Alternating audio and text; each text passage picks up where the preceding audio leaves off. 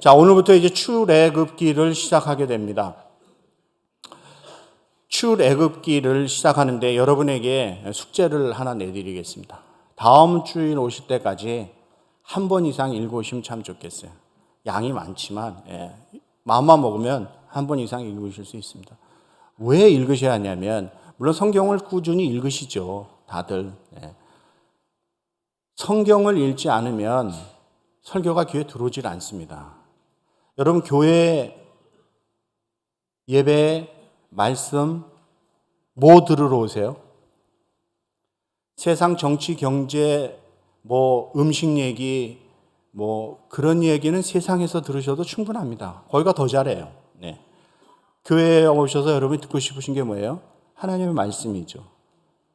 하나님의 말씀을 듣고 하나님의 말씀을 배우려고 오시는 거잖아요. 그러면 하나님의 말씀이 강단에 선포가 되는데 이 하나님의 말씀을 여러분이 읽지 않으시면, 여러분이 공부하지 아니하시면 귀에 들어오지를 않습니다. 그래서 출애굽기 방대한 내용입니다만 여러분이 꼭 한 번 이상 읽어 오셔야 합니다. 그래서 다음 주일 숙제 검사를 하겠습니다. 자, 오늘은 이제 첫 시간이니까 출애굽기의 개론, 서론, 인트로덕션을 먼저 좀 살펴보도록 하겠습니다. 누가 썼습니까? 모세가 썼죠. 보통 모세오경이라고 합니다. 창세기, 출애굽기, 레위기, 민수기, 신명기. 그래서 이 5권을 모세오경이라 모세가 썼다라고 이야기하는 것입니다. 자, 그러면 먼저 우리가 이 출애굽기에 대해서 기록한 목적이 무엇인지를 살펴봐야 한다는 것이죠. 왜 기록했을까? 첫째는 하나님께서 언약을 변치 아니하신 하나님이라는 거예요. 우리는 약속한 거 바꿔야 안 바꿔요? 바꾸죠. 상황에 따라 바꾸고, 이게 아침에 먹었던 게 저녁에 바뀌고 바꿉니다. 잘 바꿔요. 근데 하나님은 하나님께서 언약하신 것을 바꾸지 아니하신다는 거예요. 그래서 그 언약의 근거에서 마침내 역사 속에서 그 언약을 성취하시는 하나님. 하나님이 약속하신 것을 반드시 성취하시는 그 하나님. 그 하나님의 신실하심을 드러내고 있다는 거예요. 그래서 우리는 하나님을 향하여 신실하신 하나님, 실수가 없으신 하나님이라고 찬양하는 이유가 여기 있는 것이죠. 우리는 신실하지 못하잖아요. 상황에 따라서 움직이는 것이 우리의 모습이죠. 그러나 하나님은 신실하신 하나님이십니다. 두 번째는 구약의 십자가 사건이 유월절 사건이 있습니다. 유월절. 애굽의 장자와 모든 짐승의 초태생을 치는 전무후무한 하나님의 심판의 역사. 유월절. 영어로는 Passover. 넘을 유, 넘을 월. 그래서 넘어갔다는 거예요. 그래서 Passover입니다. 이것이 구약의 십자가 사건이라고 이야기한다는 것이죠. 그 유월절 사건을 통해서 하나님께서 택한 백성들을 압제와 저주와 죽음에서부터 어떻게 해요? 구원해 내시는 거예요. 구원해 내시는 하나님의 크신 사랑과 절대적인 하나님의 주권을 드러내고 있다는 것입니다. 세 번째는 시내산을 중심으로 일어난 율법 제정. 시내산 하나님께서 율법을 모세에게 주시지 않습니까? 그리고 성막을 건립하는 사건. 이런 것들을 통해서 선민 이스라엘을 신정국가로 세워가시는, 그래서 신정국가로 출범하는 그 스타트가 출애굽기에서 시작이 된다는 것입니다. 하나님이 통치하시는 나라. 이것이 기록 목적입니다. 출애굽기에 세 가지 또 특징이 있습니다. 어떤 특징이 있을까요? 첫째는 하나님의 구속에 대해서 말하고 있다는 것이죠. 하나님은 당신의 능력으로 자기의 백성들을 구원하시는 하나님이에요. 그러므로 우리가 받은 구원은 우리의 능력과 우리의 재주로 받은 것이 아니에요. 누구의 능력으로 받아요? 하나님의 능력으로 우리에게 주어진 것이라는 것이죠. 그런데 그 하나님은 거룩하신 하나님이시잖아요. 근데 이스라엘 백성은, 우리는 죄가 있는 거예요. 이 거룩하신 하나님과 죄인과의 관계가 성립되기가 참 어렵다는 거예요. 이 죄인이 죄를 가지고 어떻게 거룩하신 하나님 앞에 나갈 수 있습니까? 그래서 이 문제를 해결하는 사건이 뭐예요? 유월절 어린 양의 사건이라는 거예요. 유월절 어린 양의 피로 이 문제가 해결된다는 것이죠. 이것이 출애굽기에서 다루고 있는 중요한 내용이에요. 하나님께서 뭐라고 말씀하세요? 내가 피를 볼 때에 넘어가리라 하는 거예요. 애굽을 심판하시는데 뭐 공부 많이 했냐, 돈 얼마 가졌냐, 세상 지위 권세가 어떠냐, 뭐 박사학위가 있냐 없냐, 그런 거 안 본다는 거예요. 피가 있느냐? 무슨 피? 유월절 어린 양의 피. 피가 있으면 하나님께서 그 심판을 넘어가시고, 피가 없으면 세상에 천하에 없는 조건을 갖고 있어도 들어가서 심판하신다는 거예요. 피. 이것이 출애굽기를 여는 중요한 열쇠라는 것입니다. 두 번째는 상징적인 의미들이 나온다는 거예요. 유월절 어린 양 사건, 만나의 사건, 이스라엘 백성들이 만나 먹었잖아요, 광야에서. 반석에서 생수가 터지는 사건, 제사장 제도, 이 모든 것들을 통해서 상징적인 의미들이 드러납니다. 그런데 이러한 것들을 우리가 올바로 이해하지 못하면 성경을 이해하기가 대단히 어려워진다는 것입니다. 세 번째는 그 내용의 다양성과 일치가 있어요. 보면 여러 사건들이 다양하게 복잡하게 이렇게 얽혀 있는 것 같습니다. 그런데 하나님의 백성을 구원하는 그 구원의 시각으로 보면 그 모든 복잡한 사건들이 일치를 이루고 있다는 것이죠. 그래서 다양성과 일치가 이 출애굽기 안에 드러나고 있는 것입니다. 세 번째로 여러분 생각하실 것은 이 출애굽기와 예수 그리스도와의 관계성이라는 것이죠. 자, 출애굽기에는 영적인 의미가 많이 내포되어 있다고 여러분에게 말씀드렸어요. 유월절 사건, 만나 사건, 반석에서 생수가 터진 사건, 그리고 성막의 사건, 제사장, 대제사장을 세우는 그러한 일들. 이것이 구속사에서 중요한 사건들이라는 것입니다. 아주 중요한 사건. 그래서 이런 이유로 신약 성경에 예수 그리스도의 사역을 그리고 예수 그리스도의 구속 사역을 이해하는데 이 출애굽기가 결정적인 역할을 한다는 것입니다. 그래서 출애굽기를 잘 이해하면, 잘 배우면 신약의 예수님의 사역, 그분의 이 땅에서 오셔서의 사역과 그 목적들을 우리가 이해하기가 너무 쉽다는 것입니다. 자, 이스라엘 백성들이 출애굽기에서 이제 보면 애굽을 떠나잖아요. 그죠? 그리고 홍해를 건너갑니다. 그런데 구약에서 이스라엘 백성들이 홍해를 건넌 사건을 신약에서는 성도들이 세례를 받는 사건과 연결해서 설명한다는 거예요. 자, 이스라엘 백성들이 광야에서 살 때 만나 먹었습니다. 농사 안 졌어요. 하늘에서 떨어지는, 하늘에서 하나님 주시는 만나를 먹었습니다. 그 만나는 신약에서 영원한 생명의 떡이 되는 예수 그리스도의 몸을 상징적으로 예표한다는 것입니다. 자, 이스라엘 백성들이 반석에서 생수를 마십니다. 광야길을 오는데 목이 말라서 죽을 지경이잖아요. 근데 반석에서 생수가 터져서 그 물을 마시는 거예요. 그 반석에서 마신 생수는 이제 우리에게 신령한 음료가 되는 예수 그리스도의 보혈을 의미한다는 것입니다. 자, 이스라엘 백성들에게 하나님께서 제사제도를 이렇게 하라 하시고 제사장을 세우고 대제사장을 세웁니다. 그 대제사장이 신약에서 예수 그리스도의 사역을 예표로 보여주고 있다는 것이죠. 출애굽기의 가장 주인공은 모세입니다. 그죠? 모세 이전에도 모세만한 인물이 없었고 모세 이후에도 모세만한 이스라엘의 지도자가 없다라고 이스라엘 백성들이 이야기하죠.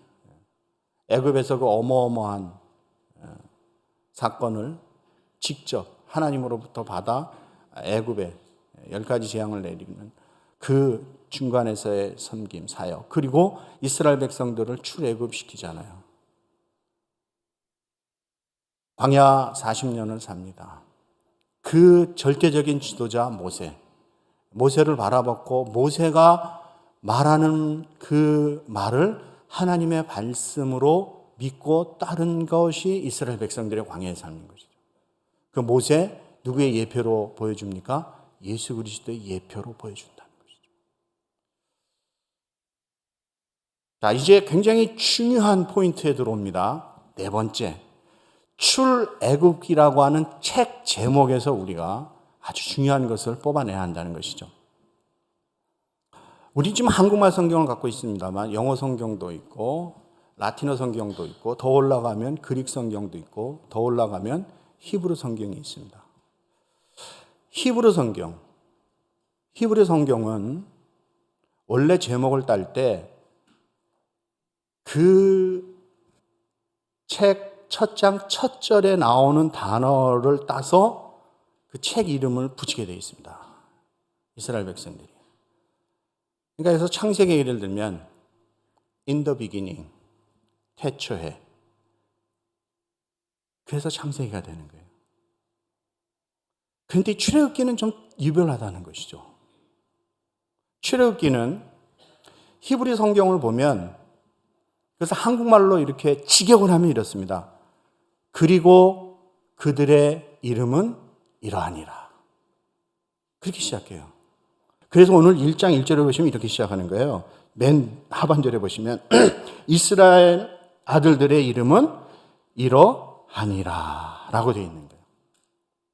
그래서 원래 히브리 성경을 읽으면 이렇게 소개해야 되는 거예요. 오늘 사회자가 뭐라 했습니까? 출애굽기 1장 1절로 14절 이렇게 얘기했잖아요. 근데 원래 히브리 그 성경으로 소개를 하면 이래야 되는 것이죠. 그리고 그들의 이름은 이러하니라 1장 1절로 14절까지입니다. 이렇게 가야 되는 거예요. 자, 히브리 성경을 최초로 번역한 성경이 헬라 성경입니다. 그릭 텍스트죠. 그래서 70인역이라고 이야기합니다. 약 70명의 랍비들이 모여서 구약 성경을 헬라말로 바꿨죠. 왜냐하면 지금 우리를 보면 딱 알잖아요. 우리는 한국말이 편하지만 여기서 자란 2세들은 한국말이 편합니까? 영어가 편합니까? 영어가 편한 거예요. 그러니까 영어 성경을 줘야 되는, 옛날에도 그랬다는 것이죠. 그래서 그릭 성경으로 번역을 했습니다. 그런데 자, 그 위대한 학자들이 모여가지고 그리고 그들의 이름은 이러하니라, 이게 지금 내용으로 봤을 때는 이게 너무 잘 안 맞는다는 것이죠. 내용은 뭐예요? 읽어보니까 애굽에서 떠나는 거잖아요. 그죠? 애굽에서 탈출하는 내용이죠. 그래서 그리고 그들의 이름은 이러하니라는 제목보다는 내용으로 보니까 애굽에서 떠나는 거네, 애굽에서 탈출하는 거네 라고 붙인 거예요. 그래서 그 그릭 성경이 라틴어 성경으로 되고 라틴어 성경이 영어 성경이 되고 우리 한국말 성경은 한자가 들어오니까 날출자를 써서 애굽에서 떠나는 출애굽기가 되는 것이죠. 그래서 영어로는 엑소더스라고 합니다. 출애굽기를. 엑소더스라고 하는 원래 영어 단어 뜻이 뭐예요? 떠남, 탈출이란 뜻이에요. 그래서 그리고 그들의 이름은 이러하니라가 아니라 엑소더스가 된 이유가 여기 있는 것입니다. 출애굽기를 처음에 딱 피면 1장 1절 제일 먼저 나오는 그 히브리 단어가 와우라고 하는 접속사가 나옵니다. 그 와우라고 하는 접속사는 단어와 단어를 연결하고 문장과 문장을 연결하는 접속사예요. 와우. 그리고예요. 왜 출애굽기를 시작하면서 성경은 그리고 그들의 이름은 이러하니라, 야곱의 아들들의 이름이라고 시작할까요? 우리가 그리고의 은혜 가운데 살아간다는 걸 보여주는 거예요. 출애굽기가 창세기와 동떨어진 책이 아니라 창세기와 연결되어 하나님의 놀라운 구속의 사건들을, 하나님의 계획들을 계속해서 계승 발전해서 이어가는 책인 것을 보여주고 있다는 것이죠. 그래서 그리고라고 시작하는 거예요. 그리고의 은혜입니다. 여러분, 하나님께서 아브라함을 부르시잖아요. 갈대아 우리에 삽니다. 이방 땅입니다. 우상을 섬기는 곳이에요. 거기서 그를 불러내시죠. 내가 내게 지시할 땅으로 가라. 본토 아비 친척집을 떠나 내가 내게 지시할 땅으로 가라. 내가 너로 큰 민족을 이루고 내 이름을 창대하게 하고 너를 복의 근원이 되게 할지라 라고 분명히 약속하셨잖아요. 그래서 아브라함이 그 믿음 붙잡고 떠나잖아요. 그때 아들 없었어요. 사라랑 둘이잖아요. 근데 하나님은 큰 민족을 이루고 내 이름을 창대하고 너로 복의 근원이 되게, 모든 민족이 너로 말미암아 복을 받게 하리. 그 하나님의 약속이 이삭에게, 야곱에게, 요셉에게 계승해서 발전돼 가잖아요.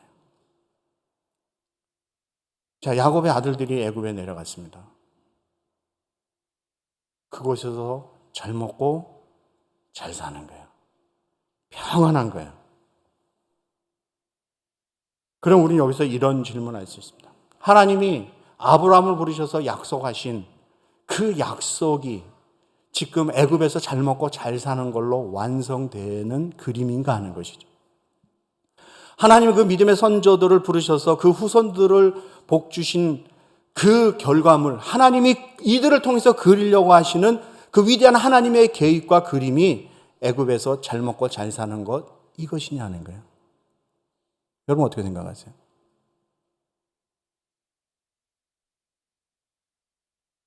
하나님의 관심은 거기에 있지 않아요. 하나님의 관심은 개인이 뭐 잘 먹고 잘 살고 큰 집 살고 큰 차 타고 좋은 차 타고 떵떵거리고 뭐 거기에 관심 있으신 게 아니에요. 하나님의 관심은 그 관심, 여러분이 갖고 있는 관심보다 더 크고 위대하고 높은 관심이에요. 하나님의 관심은 하나님의 나라에 있다는 것입니다. 하나님의 나라. 우리의 관심은 분명히 예수 믿고 구원을 받았는데 자꾸 땅에 관심이 많은 거예요. 미국이 여러분의 인생의 종착역이 아닙니다. 이 미국이 여러분의 인생의 종착역이라고 생각하시면 나중에 후회하십니다. 만약에 미국이 우리의 인생의, 우리의 신앙의 종착역이라고 하면 미국에서 못 사는 사람 어떡해요? 저 가난한 제3세계에서 사는 사람 어떡해요? 거기서 예수 믿는 사람은? 저 공산권에서 오늘도 정말 핍박과 목숨 걸고 예수 믿는 사람들은 미국에 못 왔기 때문에 실패한 인생입니까? 여러분 어떻게 생각하세요? 분명히 야곱의 후손들이 애굽에 와서 복을 받은 거예요. 네. 애굽의 총리 집안이에요. 그것도 뭐 청문회에서 된 총리가 아니에요. 모셔간 총리예요. 몇 년 하다 내려오는 총리가 아니에요. 평생 했어요. 애굽의 부귀, 영화, 예? 명예 다 걸머진 요셉 가문이에요. 그만하면 됐죠. 근데 하나님의 관심은 거기에 있지 아니하시고 그들을 통해서 이루어 가실 하나님의 나라에 관심이 있다는 것입니다. 그래서 출애굽기에서 구체적으로 하나님의 나라를 이루어 가시는 그 하나님의 은혜와 하나님의 역사가 아주 더 디테일하게 드러나고 있다는 것입니다. 그래서 그리고의 은혜라는 거예요. 그리고의 은혜. 우리가 이 땅에 와서 어느 정도 고생하고 최선을 다해서 목표를 이루면 성도들이 안주하려고 하는 경향이 있어요. 노력해서 고생해서 허리띠 졸라매고 그래서 뭐 이루었잖아요. 예? 사업도 그 정도 이루고 또 그 건물도 이제 내 거가 되고 집도 좋은 동네 큰 집 사고 차도 남들이 부러워하는 좋은 차 사고 부동산 투자했는데 이게 가격도 오르고 예. 뭐 스탁도 갖고 있는데 괜찮고 이만하면 나도 이제 뭐 먹고 살만하고, 이만하면 뭐 좀 여유를 부려도 되고, 애들도 보니까 열심히 공부하라 그랬더니 이놈들이 그래도 좋은 학교 가고 보니까 괜찮은 것 같아요. 그러다 보니까 우리의 기도의 제목이 자꾸 현실적인 기도 제목으로 들어간다는 것이죠.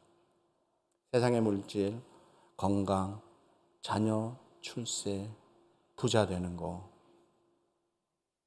거기에 자꾸 머무르는 경향이 있다는 것입니다.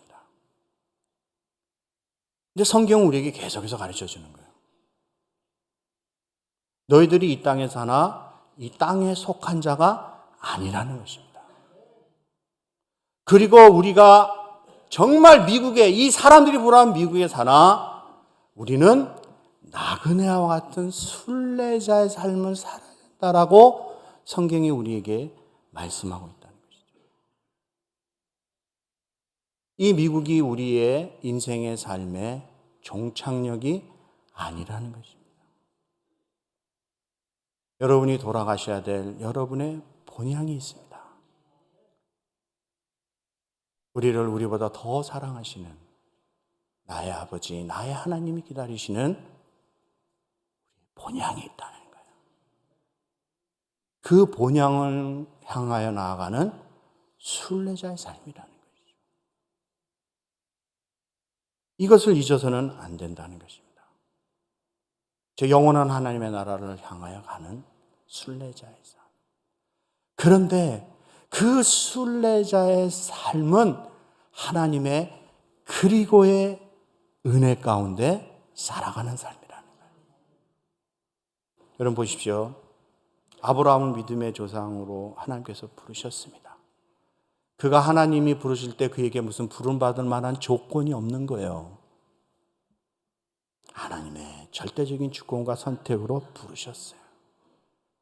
그리고 이삭을, 그리고 야곱을, 그리고 요셉을 70명의 야곱의 후손들을 애굽으로 인도하신 하나님. 저들의 신음과 저들의 탄식과 저들의 고통의 소리를 들으시고 그들을 기억하신 하나님. 그리고 모세를 보내셔서 그 애굽의 핍박으로부터 건져주시고 약속의 땅, 족과 꿀이 흐르는 땅, 천국의 모형인 가나안으로 인도해 가신 하나님. 그것에서 하나님을 경외하며 믿음으로 말씀에 순종하고 살 때 하나님께서 복을 주셨지만 하나님을 떠나고 우상을 섬기고 하나님의 말씀을 거역할 때 하나님은 회초리를 드시고 몽댕이를 드신 것이죠. 북이스라엘과 남유다로 나누어지게 되고 결국은 그들의 죄악으로 말미암아 완전히 멸망당하여 바벨론 포로로 떠나게 하신 하나님. 그러나 하나님께서 그들을 기억하시고 다시 고토로 회복시켜 주신 하나님. 때가 되매 메시아 예수 그리스도를 이 땅에 보내주시고 그분의 십자가 사건과 부활을 통하여 그 피 묻은 복음을 제자들로 하여금 땅끝까지 증거하게 하신 하나님.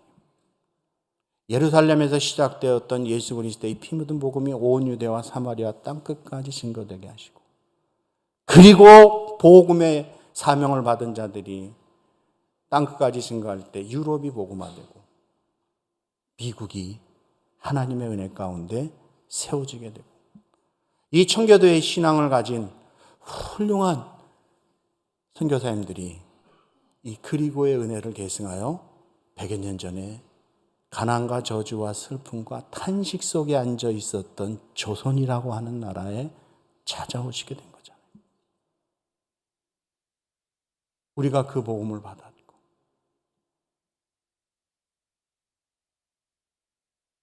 한 속에 살던 가난 속에 저주 가운데 살았던 민족이 복음을 통해서 일어서게 되지 않았습니까?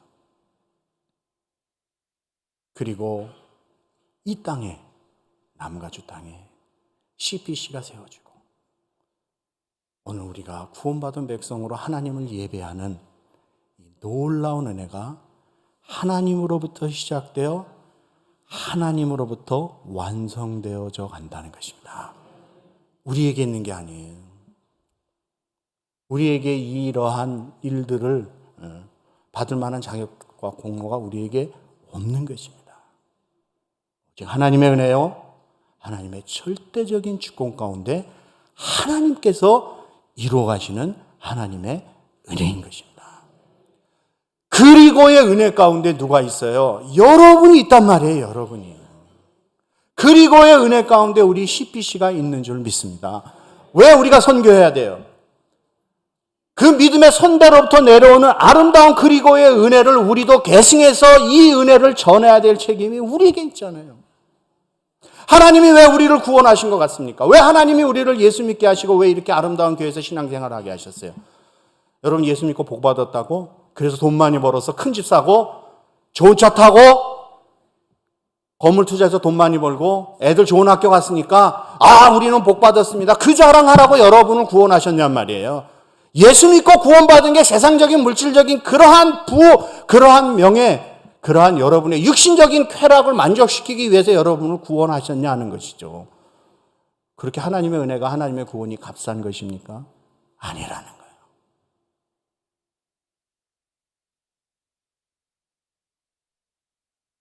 하나님은 거기에 관심 별로 없어요.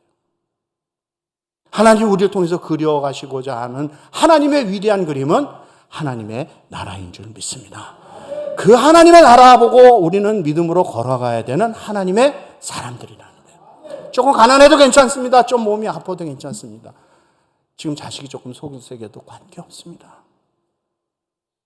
오히려 모든 것이 여유 있어서 하나님을 등한히, 오히려 하나님의 말씀을 바로 청종하지 못하고 우리의 심령에 교만함과 게으름이 들어와서 신앙생활을 적당히 하는 사람보다 그런 어려움과 환난과 아픔 때문에 오히려 하나님 앞에 엎드릴 수 있다고 하면 그것이 오히려 우리에게 더 복이 되지 않겠습니까? 사랑하는 성도 여러분, 그리고의 은혜 안에 여러분과 우리 교회가 있는 줄 믿습니다. 그래서 우리가 복음을 전하는 거예요. 이걸 계승해 가는 거예요. 그래서 멕시코에 신학교 세우는 거예요. 그래서 선교하는 거예요. 하나님께서 우리를 통해서 이루어 가실 그 위대한 하나님의 나라, 그 하나님의 계획과 하나님의 뜻을 바라보며 그 하나님의 그리고의 은혜 안에 있는 우리 CPC 성도와 우리 교회가 되기를 주님의 이름으로 축복합니다.